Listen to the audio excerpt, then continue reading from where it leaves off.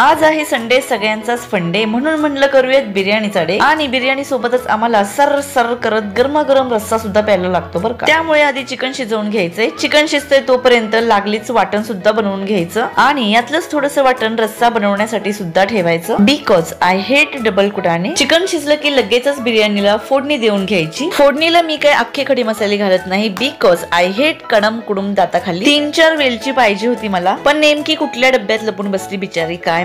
तुमच्याकडे असेल तर घाला फोडणीला। फोडणी झाल्यावर त्यात चिकन बिर्याणीचं तांदूळ घालायचं। तांदूळ फक्त स्वच्छ धुवून घेतलंय, भिजत वगैरे काही घातलेलं नाही। जेवढं तांदूळ असेल त्याच्या दुप्पट पाणी घालायचं आणि तुम्हाला यात जे जे काय काय घातलेलं दिसतंय तेवढं घालायचं। कुकरचं झाकण लावायचं, शिट्टी काढून टाकायची। 15 ते 20 मिनिटे बारीक गॅसवर ठेवून द्यायचं आणि बघा आपली सुळसुळीत गरमागरम बिर्याणी तयार आहे। तुम्हाला दम बिर्याणी आवडते की साधी बिर्याणी आवडते मला कमेंट करून सांगा आणि आपल्या चॅनलला लाईक करा, जास्तीत जास्त शेअर करा आणि सबस्क्राईब केल्याशिवाय व्हिडिओ स्क्रोल करू नका।